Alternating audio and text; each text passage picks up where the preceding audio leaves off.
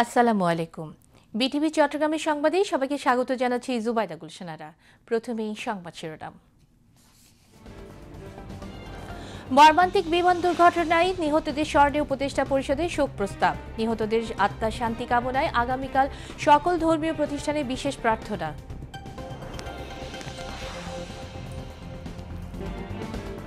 যুক্তরাষ্ট্রের আরোপিত শুল্ক কমাতে ওয়াশিংটনের সঙ্গে আবারও বৈঠকে বসবে বাংলাদেশ, জানালেন বাণিজ্য উপদেষ্টা।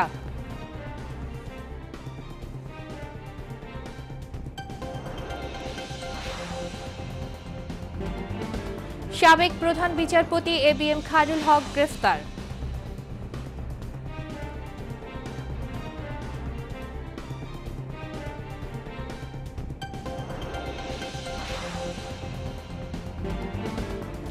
বিমান দুর্ঘটনায় আহতদের চিকিৎসা সহায়তায় ঢাকা আসছে চীনা বিশেষজ্ঞ চিকিৎসক দল। আহতদের চিকিৎসা কার্যক্রমে অংশ নিয়েছেন ভারতের 2 জন বিশেষজ্ঞ চিকিৎসক।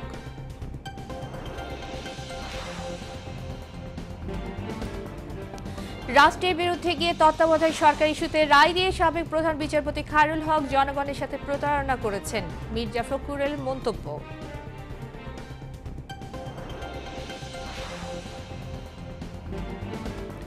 রাশিয়ার আমুর প্রদেশে 49 আরোহী নিয়ে বিমান বিধ্বস্ত, সকল আরোহী নিহত।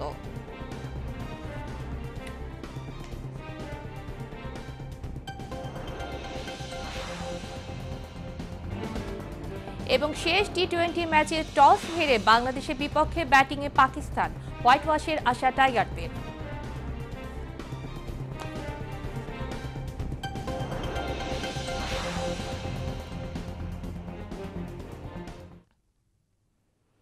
এতক্ষণ সংবাদ শিরোনাম শুনলেন, এবার বিস্তারিত। মাইলস্টোন স্কুল অ্যান্ড কলেজে বিমান দুর্ঘটনায় নিহতদের স্মরণে শোক প্রস্তাব গ্রহণ করেছে উপদেষ্টা পরিষদ। আজ সকালে প্রধান উপদেষ্টার কার্যালয়ে উপদেষ্টা পরিষদের বৈঠকে এই শোক প্রস্তাব গৃহীত হয়।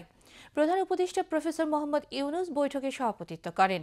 বৈঠকে নিহতদের আত্মার প্রতি সম্মান জানিয়ে 1 মিনিট নীরবতা পালন করা হয় এবং তাদের রুহের মাগফিরাত কামনা করে মোনাজাত করা হয়। মর্মান্তিক এ দুর্ঘটনায় নিহতদের পরিবার এবং আহতদের চিকিৎসা সেবায় সরকারের পক্ষ থেকে প্রয়োজনীয় সকল সহায়তা দেওয়ার সিদ্ধান্ত গৃহীত হয়। এ লক্ষ্যে শিক্ষা মন্ত্রণালয় স্কুল কর্তৃপক্ষের সাথে আলোচনা করে পরবর্তী পদক্ষেপ নির্ধারণ করবে। উপদেষ্টা পরিষদের বৈঠকে স্কুলের নিহত 2 জন শিক্ষককে রাষ্ট্রীয় সম্মাননা প্রদানের সিদ্ধান্ত হয়। এই সম্মাননার বিস্তারিত অতি দ্রুত নির্ধারণ করা হবে।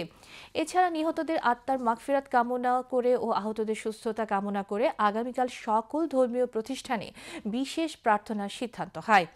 পাশাপাশি উপদেষ্টা পরিষদের বৈঠকে সরকারি কর্মকর্তা কর্মচারীদের নতুন বেতন কাঠামো নির্ধারণের জন্য পে কমিশন গঠন করা হয়েছে। এই কমিশনের প্রধান করা হয়েছে সাবেক অর্থসচিব জাকির আহমেদ খানকে। এই কমিশনকে 6 মাসের মধ্যে প্রতিবেদন দিতে বলা হয়েছে। বাণিজ্য উপদেষ্টা শেখ বশিরউদ্দিন বলেছেন, যুক্তরাষ্ট্র সরকারের আরোপিত বাড়তি শুল্ক কমানোর ক্ষেত্রে মার্কিন বাণিজ্য প্রতিনিধি দলের সঙ্গে আবারও বৈঠক করবে বাংলাদেশ।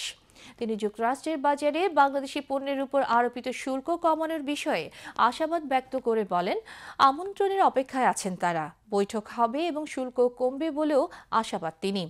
দুপুরে সচিবালয়ে বাংলাদেশি রফতানি পণ্যের উপর মার্কিন শুল্ক আরোপ সহ সাম্প্রতিক বিভিন্ন ইস্যুতে সাংবাদিকদের সঙ্গে আলাপকালে এসব কথা বলেন বাণিজ্য উপদেষ্টা। মার্কিন বাণিজ্য প্রতিনিধি দল শুক্রবার অনলাইন মিটিংয়ে একটি শিডিউল দিয়েছে জানিয়ে তিনি বলেন, বাংলাদেশ সরকারের পক্ষ থেকে এমন কিছু করা হচ্ছে না যাতে করে দেশের স্বার্থ ক্ষুণ্ণ হয়। দেশের স্বার্থ রক্ষার কারণেই সরকার চেষ্টা চালিয়ে যাচ্ছে উল্লেখ করে তিনি বলেন, আগামী 1 আগস্টের মধ্যে বৈঠক না হলে পরবর্তীতেও শুল্ক ইস্যুতে আলোচনায় বসার সুযোগ আছে। বিতর্কিত সাবেক প্রধান বিচারপতি এবিএম খায়রুল হককে গ্রেফতার করা হয়েছে। আজ সকাল 8টার দিকে ডিবি পুলিশ ধানমন্ডির বাসা থেকে তাকে গ্রেফতার করে। স্বৈরাচারী শেখ হাসিনার ফরমাইশ মতো তত্ত্বাবধায়ক সরকার ব্যবস্থা অসাংবিধানিক ঘোষণা করে উদ্দেশ্যমূলক রায় দেন তিনি। ফলে জনগণকে ভোটাধিকার বঞ্চিত করার মওকা পেয়ে যান শেখ হাসিনা। শুরু হয় ফ্যাসিবাদের গোড়াপত্তন। এছাড়া ফতোয়া দেওয়াকে অবৈধ ঘোষণার রায়, বিএনপি চেয়ারপারসন খালেদা জিয়াকে ক্যান্টনমেন্টের বাড়ি থেকে উচ্ছেদ করা এবং ক্ষমতার অপব্যবহার সহ নানা অভিযোগ রয়েছে তার বিরুদ্ধে। বিস্তারিত মাহমুদুল হক সুজনের ডেস্ক রিপোর্টে। আপনার কেয়ারটেকার হেড হবেন না হবেন এটা ভবিষ্যতেই বলতে পারি। আমি সবসময় আল্লাহর উপর নির্ভর করি। I live in the present, I don't know about the future. দেশ ছেড়ে পালিয়ে যাওয়া স্বৈরাচারী শেখ হাসিনার ফ্যাসিস্ট কায়েমের পথে সবচেয়ে বড় ভূমিকা রাখেন সাবেক প্রধান বিচারপতি খায়রুল হক। তার প্রধান অপকর্ম ছিল ১৩ বছর আগে তত্ত্বাবধায়ক সরকার ব্যবস্থা অসাংবিধানিক ঘোষণা করে উদ্দেশ্যমূলক রায় দেওয়া। বিতর্কিত এই রায় দিয়ে দেশের নির্বাচনী ব্যবস্থাকে তিনি নির্বাসনে পাঠান। শুরু হয় বিনা ভোটে বারবার ক্ষমতায় আসার মহা উৎসব। তিনি প্রধান বিচারপতি থাকা অবস্থায় সংবিধানের ত্রয়োদশ সংশোধনী মামলার শুনানিকালে সুপ্রিম কোর্টের ৮ জন জ্যেষ্ঠ আইনজীবীকে অ্যামিকাস কিউর নিযুক্ত করা হয়। তাদের মধ্যে একজন বাদে বাকি সবাই তত্ত্বাবধায়ক সরকার ব্যবস্থা বহাল রাখার পক্ষে মতামত দেন। মামলায় বিচারপতি মোহাম্মদ মোজাম্মেল হক, বিচারপতি এস কে সিনহা ও সৈয়দ মাহমুদ হোসেন তত্ত্বাবধায়ক সরকার ব্যবস্থা বাতিলের পক্ষে রায় দেন। অন্যদিকে বিচারপতি আব্দুল ওহাব মিয়া, নাজমুল আরা সুলতানা ও ইমাম আলী তত্ত্বাবধায়ক সরকার বহাল রাখার পক্ষে রায় দেন। অভিযোগ রয়েছে বিষয়টি সাবেক প্রধান বিচারপতি এবিএম খায়রুল হক আগেই বুঝতে পেরে সরকারের কর্তা ব্যক্তিদের সঙ্গে ষড়যন্ত্র করে তত্ত্বাবধায়ক সরকার ব্যবস্থা বাতিলের পক্ষে কাস্টিং ভোট দেন। স্বাধীনতার প্রথম ঘোষক হিসেবে বিএনপির প্রতিষ্ঠাতা চেয়ারম্যান জিয়াউর রহমানের নাম থাকায় সব প্রকাশনা বাজেয়াপ্ত করতে সরকারকে নির্দেশ দিয়েছিলেন তৎকালীন বিচারপতি এবিএম খায়রুল হক ও বিচারপতি মমতাজ উদ্দিন আহমেদের নেতৃত্বাধীন হাইকোর্ট বেঞ্চ। রায়ে বাংলাদেশ সরকারকে স্বাধীনতার ঘোষণা ও মুক্তিযুদ্ধ সম্পর্কে সব ধরনের ইতিহাস বিকৃতি দূর করে সঠিক ইতিহাস লিপিবদ্ধ করতে পদক্ষেপ নিতেও নির্দেশ দেওয়া হয়। ২০০৯ সালের জুনে হাইকোর্টের সেই রায়ের পরপরই সরকার মুক্তিযুদ্ধের দলিলপত্রের ৩য় খণ্ড প্রত্যাহার এবং তা বিক্রি বন্ধের উদ্যোগ নেয়। আপিল বিভাগে থাকাকালে ফতোয়া অবৈধ ঘোষণার রায় দেন খায়রুল হক। হাইকোর্ট বিভাগ থাকাকালে বঙ্গবন্ধু হত্যা মামলার রায় ও সংবিধানের ৫ম সংশোধনী মামলার রায় দিয়েছিলেন তিনি। এছাড়া বিতর্কিত একাধিক বিচারপতিকে শপথ পড়ানো, আগাম জামিনের এখতিয়ার কেড়ে নেওয়া, বিএনপি চেয়ারপারসন বেগম খালেদা জিয়াকে ক্যান্টনমেন্ট বাড়ি থেকে উচ্ছেদ করা এবং ক্ষমতার অপব্যবহার করা সহ নানা অভিযোগ রয়েছে তার বিরুদ্ধে। স্বাধীনতার প্রথম ঘোষক হিসেবে জিয়াউর রহমানের নাম সম্বলিত সব বইপত্র বাজেয়াপ্তের নির্দেশ দেওয়ার বছরই ২০১০ সালের ৩০ সেপ্টেম্বর এবিএম খায়রুল হক বাংলাদেশের ১৯তম প্রধান বিচারপতি হিসাবে শপথ গ্রহণ করেন। ২০১১ সালের ১৭ মে ৬৭ বছর পূর্ণ হওয়ায় তিনি অবসর গ্রহণ করেন। এরপর পুরস্কার হিসেবে শেখ হাসিনা তার অন্যতম প্রধান দোসর খায়রুল হককে ২০১৩ সালের ২৩ জুন ৩ বছরের জন্য আইন কমিশনের চেয়ারম্যান হিসেবে নিয়োগ দেন। মেয়াদ শেষে কয়েক দফা কমিশনের চেয়ারম্যান হিসেবে তাকে পূর্ণ নিয়োগ দেওয়া হয়। ছাত্র জনতার অভ্যুত্থানে গত বছরের ৫ আগস্ট শেখ হাসিনার নেতৃত্বাধীন সরকারের পতন ঘটলে ১৩ আগস্ট তিনি আইন কমিশন থেকে পদত্যাগ করেন। এরপর তাকে আর প্রকাশ্যে দেখা যাচ্ছিল না। তত্ত্বাবধায়ক সরকার ব্যবস্থা অসাংবিধানিক ঘোষণা করে রায় দেওয়ার ঘটনায় সাবেক প্রধান বিচারপতি ও আইন কমিশনের চেয়ারম্যান এবিএম খায়রুল হকের বিরুদ্ধে নারায়ণগঞ্জের ফতুল্লা মডেল থানায় জালিয়াতি করে রায় দেওয়া এবং রাষ্ট্রদ্রোহের অভিযোগে মামলা হয়েছে। তার বিরুদ্ধে মামলা দায়ের করা হয়েছে রাজধানীর যাত্রাবাড়ি থানাতেও। সব মিলিয়ে তার বিরুদ্ধে মামলা এখন ৩টি। Mahmudul Haque Sujan, BTV news, Dhaka. সাবেক প্রধান বিচারপতি এবিএম খায়রুল হক গ্রেফতার হওয়ায় সন্তোষ প্রকাশ এবং অন্তর্বর্তী সরকারের প্রধান উপদেষ্টাকে ধন্যবাদ জানিয়েছেন আইনজীবীরা। এছাড়াও খায়রুল হকের দৃষ্টান্তমূলক বিচারের দাবি জানান তারা। আজ সুপ্রিম কোর্টের এনএক্স ভবনের সামনে বাংলাদেশ বার কাউন্সিলের vice chairman advocate Zainul Abedin সহ আইনজীবীরা এ দাবি জানান।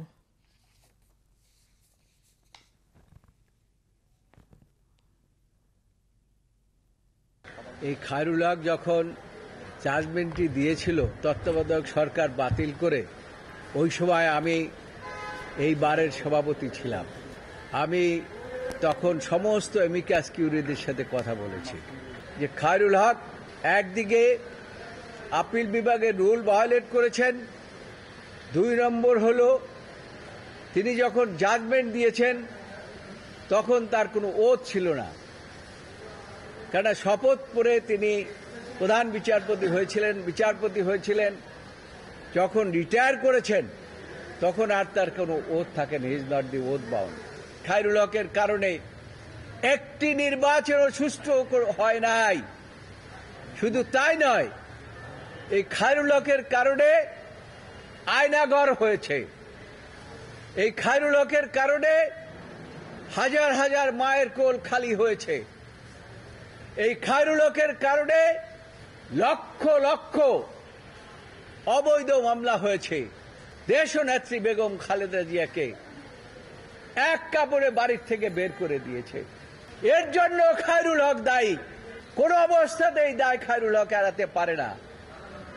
তাই সরকার প্রধানকে বলবো, অনতি বিলম্বে এবং সবকিছুর আগে খায়রুল হকের বিচার এমন ভাবে করবেন যে জনতা বুঝতে পারে এই দেশের মধ্যে অবিচার করলে বা একটা বিচার বিভাগকে ধ্বংস করলে কি হয়।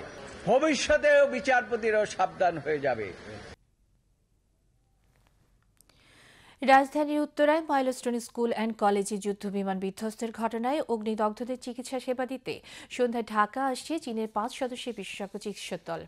এই টিমে রয়েছে বিশেষজ্ঞ ডাক্তার এবং নার্স, যারা দগ্ধ রোগীদের বিশেষ সহায়তা প্রদান করবেন। চীনা দূতাবাসের এক বিবৃতিতে জানায়, বাংলাদেশ অন্তর্বর্তী সরকারের অনুরোধে চীনের মেডিকেল টিমটি ঢাকা এসে প্রয়োজনীয় চিকিৎসা সেবা ও মূল্যায়ন প্রদান করবে। এদিকে মাইলস্টোন কলেজে বিমান দুর্ঘটনায় আহতদের চিকিৎসা সহায়তা দিয়েছে ভারতের দিল্লির 2টি হাসপাতালে 2জন ডাক্তার ও 2জন নার্স। সকালে জাতীয় বার্ন ইউনিটে প্রায় 2.5 ঘন্টা চিকিৎসা বিষয়ে কর্তব্যরত চিকিৎসকদের সাথে সহযোগিতা করেন এবং পরামর্শ দেন। এছাড়া সিঙ্গাপুরের একজন চিকিৎসক দগ্ধদের চিকিৎসা সহায়তা দিচ্ছেন এবং চিকিৎসকদের প্রয়োজনীয় পরামর্শ দিচ্ছেন। গত রাতে একজন নতুন করে ভর্তি হওয়ার মধ্য দিয়ে বর্তমানে জাতীয় বার্ন ইউনিটে রোগীর সংখ্যা হয়েছে 45 জন। এর মধ্যে 8 জন সংকটাপন্ন, 13 জন গুরুতর আক্রান্ত এবং 23 জন আংশিক আক্রান্ত রোগী বলে জানিয়েছেন সংশ্লিষ্ট কর্মকর্তারা। নতুন বাংলাদেশের বুনিয়াদকাল 2024-এর জুন, জুলাই, আগস্টের দিনগুলো। বাংলাদেশের রাজনীতির গতিপথ পাল্টে দেয়া এই মাহেন্দ্রক্ষণ মানুষের মনে জায়গা করে নিয়েছে 36 জুলাই নামে। এই জনপদের অসামান্য ত্যাগ ও অনন্য সাহস সংগ্রামের গৌরবময় দিনগুলোর ঘটনাবলী সবার কাছে তাই অপরিসীম গুরুত্বের। কেমন ছিল দুনিয়া কাঁপানো জুলাইয়ের দিনগুলো? লাল জুলাই বিপ্লবী সময়রেখার উপর নজর বোলাতে আমাদের এবারের আয়োজন। 2024-এর এই দিনে ফ্যাসিস্ট হাসিনা সরকার সকাল 10টা থেকে বিকেল 5টা পর্যন্ত কারফিউ শিথিল করে। 11টা থেকে বিকেল 3টা পর্যন্ত সরকারি বেসরকারি অফিস খোলে। ব্রডব্যান্ড ইন্টারনেট সীমিত আকারে নির্দিষ্ট কিছু এলাকায় চালু হয়। এতে ক্রমেই বেরিয়ে আসে সারা দেশে স্বৈরাচার আওয়ামী হায়না বাহিনীর নৃশংসতার চিত্র, যা গেল কয়েকদিন ইন্টারনেট ব্ল্যাকআউটের ফলে প্রকাশ পায়নি।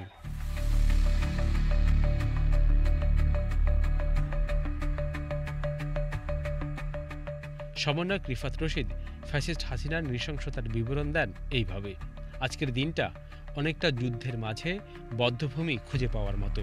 চারিদিকে খালি লাশ আর লাশ, যেন লাশের কার্পেটে মুড়ে আছে রক্ত দিয়ে কেনা 56,000 বর্গমাইল। আরেকটি পোস্টে গাজা ও বাংলাদেশের গণহত্যার ছবি পোস্ট করে রিফাত রশিদ লেখেন, সারা দুনিয়া গাজাবাসীর স্বাধীনতার জন্য ফিলিস্তিনের পতাকা ওড়ায়, এখন বাংলাদেশের পতাকাও ওড়াবে। সরকার যখন ইন্টারনেট শাটডাউন করে দিয়েছিল, তারপরও কিন্তু আন্দোলন একটা ম্যাসিভ লেভেলে সংগঠিত হয়েছে। আপনি ওই সময় দেখলে অবাক হবেন যে মানুষ কীভাবে স্বতঃস্ফূর্তভাবে আন্দোলনকে সংগঠিত করেছে। তো এরপরে তারা ক্র্যাকডাউন চালিয়ে, গণহত্যা চালিয়ে 22-23 তারিখের দিকে তারা পরিস্থিতিকে নিয়ন্ত্রণে নিতে সক্ষম হয়। তো যেদিন থেকে ফেসবুক বন্ধ করে দেওয়া হয়, ইন্টারনেট বন্ধ করে দেওয়া হয়, আমরা কোনোভাবে আমাদের মেসেজ কারো কাছে পৌঁছাইতে পারতেছিলাম না, আমরা কোনো নিউজ দেখতে পারতেছিলাম না। মূলত যেই সময়টায় ইন্টারনেট ব্ল্যাকআউট ছিল, এই সময়টায় আমাদের দেশের মানুষদেরকে বেশি মারা হয়েছে। আমরা জানিও না যে কাকে কোথায় মেরে ফেলা হয়েছে। যেই রাজপথে বের হয়েছে, যেই রাস্তায় বের হয়েছে, তাকেই মারা হয়েছে। আসিফ মাহমুদ আওয়ামী নৃশংসতার বিবরণ দিয়ে ফেসবুকে লেখেন, বেঁচে আছি এটাই মনে হয় সবচেয়ে বড় দুঃসংবাদ। এই 5 দিনের ঘটনাগুলো দেখে বাকরুদ্ধ হয়ে গেছি। এতগুলো মানুষকে এভাবে মেরে ফেলা যায়? এদিন ঢাকাসহ বিভিন্ন জেলায় চিকিৎসাধীন আরও 4 তাজা প্রাণ শাহাদাতের পানি পান করেন। অন্যদিকে হাসপাতালগুলো হিমশিম খায় আহত ছাত্র জনতার চিকিৎসা দিতে গিয়ে। পেটে, বুকে, পায়ে, চোখে গুলি নিয়ে হাসপাতালে কাতরাতে থাকেন অসংখ্য মানুষ। ঘরে ঘরে হাহাকার চলে স্বজন হারানোদের।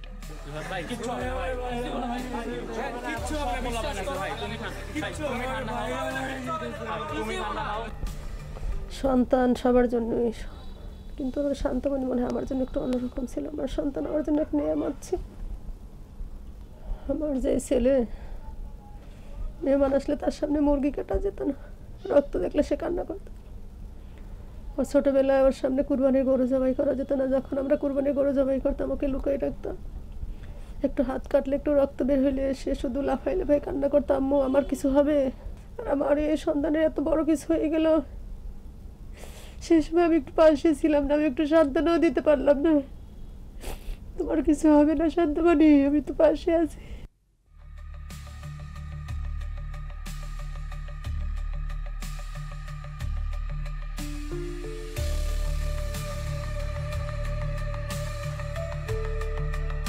নিখোঁজ থাকার 5 দিন পর 24 জুলাই বৈষম্য বিরোধী ছাত্র আন্দোলনের সমন্বয়ক আসিফ মাহমুদ, আবু বাকির মজুমদার ও রিফাত রশিদের খোঁজ পাওয়া যায়।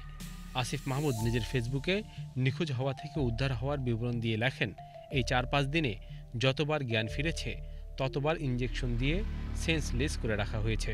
অন্যদিকে ফেসবুক পোস্টে আবু বাকির মজুমদার লেখেন, আন্দোলন বন্ধে বিবৃতি দিতে অস্বীকৃতি জানালে একটা অন্ধকার কক্ষে আটকে রাখে, যে এলাকা থেকে তুলে নেয় তার পাশের এলাকায় আমাকে চোখ বেঁধে ফেলে যায়। এদিন ঢাকা থেকে প্রকাশিত সংবাদপত্রগুলো বলছে, গত কয়েকদিনে সহিংসতার ঘটনায় সারা দেশে 2 থেকে 2.5 হাজার মানুষকে গ্রেফতার করা হয়েছে। কারাগার ও আদালত পাড়ার পরিবেশ ভারী হয়ে ওঠে স্বজনদের আহাজারিতে। Iqbal Farhad, BTV news. July বৈষম্য বিরোধী ছাত্র আন্দোলনে সারা দেশের মতো চট্টগ্রামও ছিল উত্তাল। জুলাই আগস্ট ছাত্র জনতার গণ অভ্যুত্থানে সক্রিয় ছিলেন পটিয়া কলেজের শিক্ষার্থী মোহাম্মদ তৌহিদ। 1 বছর পর এই অগ্নিঝরা জুলাই তার স্মৃতিকথা তুলে ধরে সাক্ষাৎকার। 16 তারিখে মারা যেতে পারতাম, 16 তারিখ বলতেছি না, 16 তারিখে আমি আহত হয়েছিলাম এবং ওই দিন আমি মারাও যেতে পারতাম যদি জুন মার্কেটের ওই দিক থেকে যখন ধাওয়া দিয়েছিল, শেষ মুহূর্তে যখন ধাওয়া দিয়েছিল মাগরিবের আগে, তখন আমরা যদি আসতে একটু দেরি করতাম তাহলে ওই দিনও মারা যেতে পারতাম। গণ অভ্যুত্থানের স্মরণে এবং নতুন বাংলাদেশ গড়ার প্রত্যয়ে জুলাই মাস জুড়ে চলছে জাতীয় নাগরিক পার্টি এনসিপির দেশব্যাপী জুলাই পদযাত্রা। আজ এই পদযাত্রার 24তম দিন। এ পর্যন্ত 23 দিনে 50টি জেলা অতিক্রম করেছে তারা। আজ 51 এবং 52তম জেলা হিসেবে অনুষ্ঠিত হচ্ছে ব্রাহ্মণবাড়িয়া ও হবিগঞ্জের কর্মসূচি। সকাল থেকে ব্রাহ্মণবাড়িয়া শহরের কাউতলি মোড়ে জমায়েত হতে শুরু করেন এনসিপির স্থানীয় কেন্দ্রীয় নেতাকর্মীরা। সকালে জুলাই গণ অভ্যুত্থানে নিহত ও আহত পরিবারের সদস্যদের সঙ্গে দেখা করেন কেন্দ্রীয় নেতারা। এরপরই শুরু হয় বর্ণাঢ্য পদযাত্রা। পদযাত্রাটি শহরের গুরুত্বপূর্ণ এলাকা টিএ রোড, সড়ক বাজার, পুরাতন সিনেমা হল, রামকানাই মোড় এবং লোকনাথ উদ্যান অতিক্রম করে পৌর মুক্তমঞ্চে গিয়ে শেষ হয়। সেখানে এক সংক্ষিপ্ত সমাবেশে বক্তব্য রাখেন কেন্দ্রীয় নেতারা। এনসিপির কেন্দ্রীয় নেতাদের মতে এই কর্মসূচির লক্ষ্য হচ্ছে গণতন্ত্রের প্রতি আস্থা জাগানো, দেশের প্রতিটি অঞ্চলে মানুষের সঙ্গে সরাসরি সংযোগ তৈরি করা এবং একটি বিকল্প রাজনৈতিক চেতনার ভিত্তি গড়ে তোলা। সমাবেশ শেষে পদযাত্রাটি আবার যাত্রা শুরু করে বিকেলে হবিগঞ্জে পৌঁছে। রাজধানীর উত্তরায় মাইলস্টোন স্কুলে মর্মান্তিক বিমান দুর্ঘটনায় শোকাবহ পরিবারের সাথে সাক্ষাৎ করেছেন বিএনপি মহাসচিব মির্জা ফখরুল ইসলাম আলমগীর। এ সময় স্বজনহারা পরিবারের পাশে বিএনপি থাকবে বলে আশ্বাস দেন তিনি। সকাল 11টায় দিয়াবাড়ি তারাটেক মসজিদ এলাকায় যান তিনি। তারপর নিহতদের আত্মার মাগফিরাত কামনায় দোয়া করেন। এই সময় তারা নিহতদের পরিবারের প্রতি সমবেদনা জানান, বলেন এই ঘটনায় সান্ত্বনা দেওয়ার ভাষা নেই। দ্রুত হতাহতের তালিকা তৈরি করে নিখোঁজদের খুঁজে বের করার অনুরোধ জানান। এছাড়া যত দ্রুত সম্ভব নিহতদের ডিএনএ টেস্ট করে মরদেহ হস্তান্তরের আহ্বানও জানান বিএনপি। তাদের যে ব্যথা, তাকে সান্ত্বনা দেওয়ার ভাষা আমাদের কাছে নেই। আমরা শুধু তাদেরকে এটুকু জানাতে এসেছি যে আমরা আপনাদের এই কষ্টের সঙ্গে আমরা আছি, আমরা আপনাদের সঙ্গে সেটা শেয়ার করছি, শেয়ার করে নেব। আপনারা আল্লাহর কাছে আমরা এই দোয়া করি আপনারা এই কষ্ট সহ্য করে দাঁড়াবেন এবং স্বাভাবিক জীবনযাপন করতে সক্ষম হবে। এই দোয়া আমরা আল্লাহ তাআলার কাছে চাই, আল্লাহ তাআলার কাছে এই দোয়া করছি আল্লাহ তাআলা তাদেরকে যেন শাহাদাত দেন। একই সঙ্গে যারা আহত হয়েছেন তাদেরকে যেন আল্লাহ তাআলা সম্পূর্ণ সুস্থ করে দেন।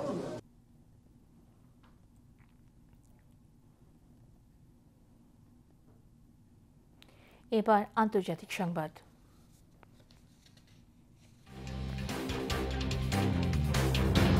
রাশিয়ার পূর্বাঞ্চল আমুরে আজ কমপক্ষে ৪৯ জন আরোহী নিয়ে নিখোঁজ হওয়া যাত্রীবাহী বিমানের ধ্বংসাবশেষ পাওয়া গেছে। সংবাদ সংস্থা ইন্টারফ্যাক্স এই তথ্য নিশ্চিত করেছে, তবে প্রতিবেদনে বিস্তারিত আর কিছু জানানো হয়নি। এর আগে বার্তা সংস্থা রয়টার্স জানায় N-24 বিমানটির সঙ্গে এয়ার ট্রাফিক কন্ট্রোলারদের সঙ্গে যোগাযোগ বিচ্ছিন্ন হয়ে গেছে। রুশ স্থানীয় জরুরি মন্ত্রণালয় জানিয়েছে, সাইবেরিয়া ভিত্তিক আঙ্গারা নামে বিমান সংস্থা দ্বারা পরিচালিত বিমানটি চীন সীমান্তবর্তী আমুর অঞ্চলে টিন্ডা শহরের দিকে যাওয়ার সময় রাডার স্ক্রিন থেকে বিচ্ছিন্ন হয়ে যায়।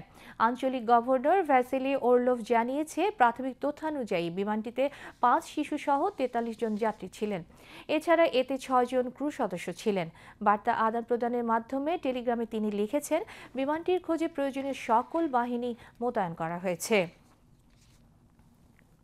গাজায় ইসরায়েলি হামলায় 24 ঘন্টায় আরও অন্তত 100 ফিলিস্তিনি নিহত হয়েছেন, যাদের মধ্যে 34 জনই ছিলেন ত্রাণপ্রার্থী ফিলিস্তিনি। গাজায় ইসরায়েলি বর্বরতায় প্রাণহানির সংখ্যা বেড়ে 59,000 ছাড়িয়েছে। এদিকে ইসরায়েলের অবরুদ্ধ গাজা উপত্যকায় ক্ষুধা ও খাদ্য সংকট আরও ভয়াবহ রূপ নিচ্ছে। 24 ঘন্টায় অনাহারে আরও অন্তত 10 জন ফিলিস্তিনি প্রাণ হারিয়েছে বলে জানিয়েছেন গাজার স্বাস্থ্য মন্ত্রণালয়। এ নিয়ে অক্টোবর 2023 থেকে শুরু হওয়া যুদ্ধকালীন অপুষ্টিজনিত মৃত্যুর সংখ্যা বেড়ে দাঁড়িয়েছে 111 জনে, যার বেশিরভাগই মারা গেছেন সাম্প্রতিক সপ্তাহগুলোতে। বিশ্ব স্বাস্থ্য সংস্থা জানিয়েছে, মার্চ থেকে মে মাস পর্যন্ত প্রায় 80 দিন গাজায় কোনো খাদ্য সামগ্রী প্রবেশ করাতে পারেনি তারা। বর্তমানে সরবরাহ আংশিকভাবে পুনরায় শুরু হলেও তা প্রয়োজনের তুলনায় একেবারেই অপ্রতুল।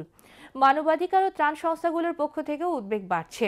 111টি সংগঠন, যার মধ্যে রয়েছে Mercy Corps, Norwegian Refugee Council ও রিফিউজিস ইন্টারন্যাশনাল, তারা যৌথ বিবৃতিতে বলেছেন, গাজায় ব্যাপক দুর্ভিক্ষ ছড়িয়ে পড়ছে, অথচ টনকে টন খাদ্য, পানীয় জল ও ওষুধ সীমান্তের বাইরে অব্যবহৃত অবস্থায় পড়ে রয়েছে, যেখানে সহায়তা পৌঁছানোর অনুমতি পাচ্ছে না কেউ।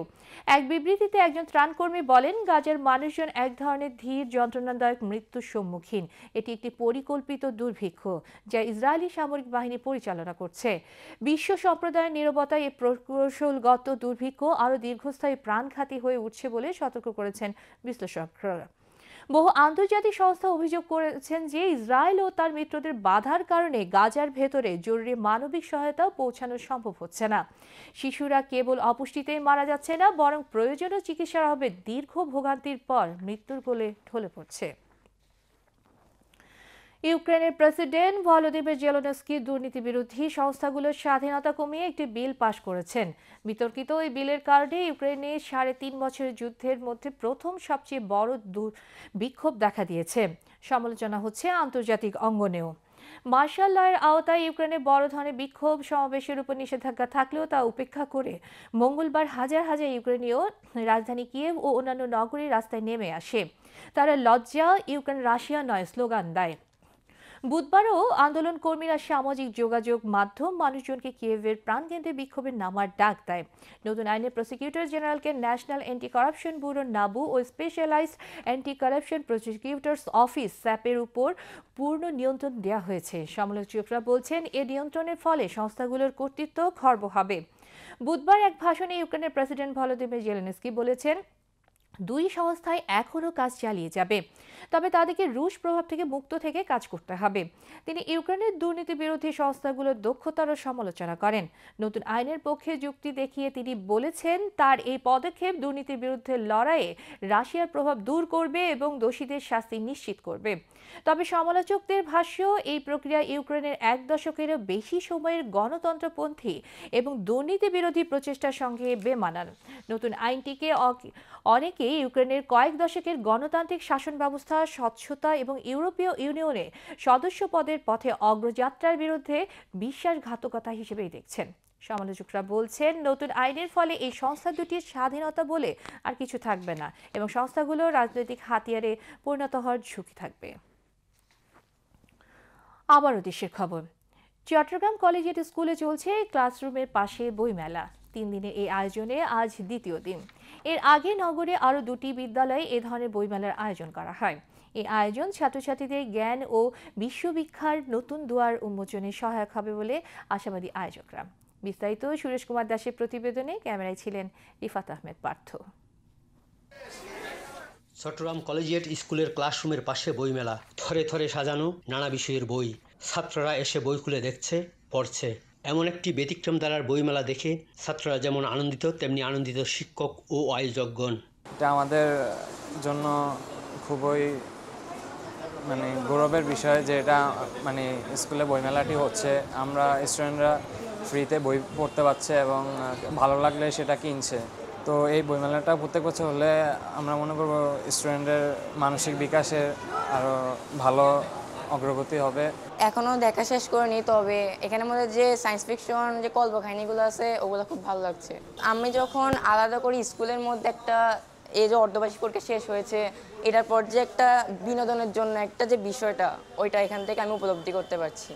সারা দেশে মিলে চট্টগ্রাম কলেজিয়েট স্কুলে এটি 111তম আয়োজন। বিদ্যালয়গুলোতে ক্লাসরুমের পাশে বইমেলা চট্টগ্রামে এইবার প্রথম। এর আগে নগরের আরও 2টি স্কুলে আয়োজন করা হয়েছে এই মেলা। কলেজিয়েটে 7টি প্রকাশনা প্রতিষ্ঠান তাদের প্রকাশিত বই নিয়ে এসেছে ক্লাসরুমের পাশে বই মেলায়। আমাদের এই বইমেলার উপলক্ষ হচ্ছে আমাদের ছাত্ররা যেন ক্লাসরুমের পাশাপাশি বিভিন্ন বই থেকে তাদের যে অধীত জ্ঞানের সাথে আরও তাদের জ্ঞানের পরিমণ্ডলটা বাড়াতে পারে। কারণ তাদের মধ্যে যে বিশ্বের অন্যান্য দেশগুলোতে যেসব নতুন আবিষ্কার হচ্ছে, যেসব তথ্য আসছে, তারা এই বইগুলো কিন্তু তারা এই বইমেলায় পাচ্ছে এবং সর্বোপরি বিজ্ঞান এবং গণিত নির্ভর তথ্য তারা এখানে পর্যাপ্ত পাওয়ার উপযোগী বইগুলো আছে তাদের গোয়েন্দা কাহিনী, আছে সায়েন্স ফিকশনের মতো কাহিনী, আছে ধর্মীয় মূল্যবোধ সৃষ্টি হওয়ার মতো উপকরণগুলো। সর্বোপরি একজন ছাত্র তার টোটাল নলেজ, যেটা সার্বিক জ্ঞান অর্জনের জন্য বইয়ের যে কলবর, বইয়ের যে সহযোগিতা, তারা এই বইমেলায় কিন্তু পর্যাপ্ত পেয়েছে। সরকারি উদ্যোগে 10টি প্রকাশনা প্রতিষ্ঠান বিগত 9 বছর ধরে সারা দেশে ক্লাসরুমের পাশে বইমেলা আয়োজন করে আসছে। কলেজিয়েটে 3 দিন বইমেলার পর তারা বইমেলা করবে নগরের আরও 2টি স্কুলে। সর্বশেষ বইমেলাটি হবে বোয়ালখালী উপজেলায়। প্রথমে শুরু করছি মুসলিম হাই স্কুল থেকে, তারপরে গেছি কাস্তগিরি স্কুল, এখন আমরা কলেজিয়েটে আগামী রবিবার এখানে শেষ হয়ে যাবে। এখান থেকে আমরা চলে যাবো চিটাগাং গভর্নমেন্ট হাই স্কুল। এটা আমাদের একটা সংগঠন আছে, কৈশোর তারুণ্য বই। এটা এখন 9 বছরে পা দিছে। এটা আমরা 7টা-8টা প্রকাশক মিলে একটা কৈশোর তারুণ্য স্কুলের ক্লাসরুমের পাশেই বইমেলাটা হবে। ডিসকাউন্ট এমনি আমাদের নির্দিষ্ট হলো 25%। মাঝে মাঝে আমরা বেশিও দিচ্ছি, বলছি যে আমার টাকা এত টাকা আছে, এত টাকা শর্ট আছে, নিয়ে নাও। এই মেলায় ছাত্রদের জন্য কোনো একাডেমিক বই নয়, বিশেষ করে বিজ্ঞান ও প্রযুক্তি সাহিত্যের বইগুলো নিয়ে সাজানো হয়েছে স্টলগুলো। তাতে ছাত্রছাত্রীরা ক্লাসরুমের বাইরে পাঠ ও ভাবনার নতুন সুযোগ পাচ্ছে। বই জ্ঞানের প্রসার ঘটায়, খুলে দেয় বিশ্বের জানালা। আজকের এই পৃথিবীতে যখন প্রযুক্তির থাবায় ক্রমশ সংকুচিত হচ্ছে বই পড়ার অভ্যাস, এমন একটা সময়ে এই ধরনের বইমেলা কোমলমতি শিক্ষার্থীদের বই পড়ার অভ্যাস জাগিয়ে তুলবে, এই কথা বিশ্বাস করেন ছাত্র, শিক্ষক ও অভিভাবকগণ। সুরেশ কুমার দাস, বিটিভি, চট্টগ্রাম। শেয়ার বাজারের খবর।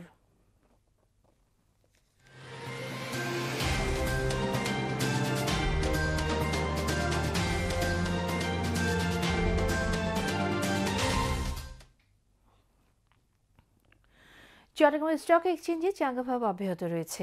আজ সপ্তাহের শেষ দিনে শেয়ার লেনদেন ও মূল্যসূচক দুটোই বেড়েছে। দিন শেষে সার্বিক সূচক দাঁড়িয়েছে 15,013.79, যা গতকালের চেয়ে শতকরা 0.72 বেশি। এছাড়া সিসি 30-এর মূল্যসূচক দাঁড়ায় 13,251.68, যা গতকালের চেয়ে শতকরা 0.81 বেশি। আজ 249টি কোম্পানির 61,31,144টি শেয়ার লেনদেন হয়, যার মূল্য 56,18,70,000 টাকারও বেশি। এর মধ্যে 115টি কোম্পানির শেয়ার দাম বেড়েছে, 99টির দাম কমেছে এবং 35টির দাম অপরিবর্তিত রয়েছে। এবার আবহাওয়ার খবর।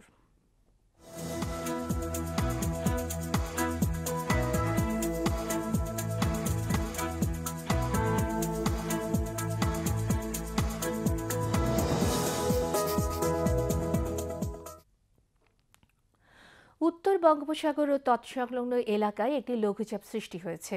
এটি আরও ঘনীভূত হতে পারে। এর প্রভাবে উত্তর বঙ্গোপসাগরে বায়ুচাপের তারতম্যের আধিক্য বিরাজ করছে। উত্তর বঙ্গোপসাগর, বাংলাদেশের উপকূলীয় এলাকা ও সমুদ্র বন্দরসমূহের উপর দিয়ে দমকা বা ঝোড়ো হাওয়া বয়ে যেতে পারে। চট্টগ্রাম, কক্সবাজার, মোংলা ও পায়রা সমুদ্র বন্দরসমূহকে 3 নম্বর স্থানীয় সতর্ক সংকেত, আমি আবার বলছি 3 নম্বর স্থানীয় সতর্ক সংকেত দেখিয়ে যেতে বলা হয়েছে। উত্তর বঙ্গোপসাগরে অবস্থানরত মাছ ধরার নৌকা ও ট্রলার সমূহকে পরবর্তী নির্দেশ না দেওয়া পর্যন্ত উপকূলের কাছাকাছি এসে সাবধানে চলাচল করতে বলা হয়েছে। এদিকে পতেঙ্গা আবহাওয়া অফিস জানিয়েছে আগামীকাল সন্ধ্যা 6টা পর্যন্ত চট্টগ্রাম এবং পার্শ্ববর্তী এলাকায় আকাশ আংশিক মেঘলা অথবা সাময়িকভাবে মেঘাচ্ছন্ন থাকতে পারে। সেই সাথে অস্থায়ীভাবে অনেক জায়গায় দমকা বা ঝোড়ো হাওয়া সহ হালকা থেকে মাঝারি ধরনের বৃষ্টি অথবা বজ্রসহ বৃষ্টিপাত এবং কোথাও কোথাও মাঝারি ধরনের ভারী থেকে অতি ভারী বর্ষণের সম্ভাবনা রয়েছে। দিন ও রাতের তাপমাত্রা সামান্য হ্রাস পাবে। পরবর্তী 24 ঘন্টা আবার সামান্য পরিবর্তনের সম্ভাবনা রয়েছে। নগরীতে আজ সর্বোচ্চ তাপমাত্রা ছিল 33.6 ডিগ্রি সেলসিয়াস, যা স্বাভাবিকের চেয়ে 2.7 ডিগ্রি বেশি, এবং সর্বনিম্ন তাপমাত্রা ছিল 27 ডিগ্রি সেলসিয়াস, যা স্বাভাবিকের চেয়ে 1.9 ডিগ্রি বেশি। আগামীকাল চট্টগ্রামে সূর্যোদয় 5টা 22 মিনিটে এবং সূর্যাস্ত 6টা 37 মিনিটে। এবার জানিয়ে দিচ্ছি কর্ণফুলী নদীতে আগামীকালের জোয়ার ভাটার সময়সূচি। ভাটা শুরু হবে রাত 12টা 57 মিনিটে, জোয়ার সকাল 7টা 28 মিনিটে। পরবর্তী ভাটা শুরু হবে দুপুর 1টা 7 মিনিটে এবং জোয়ার রাত 8টা 7 মিনিটে।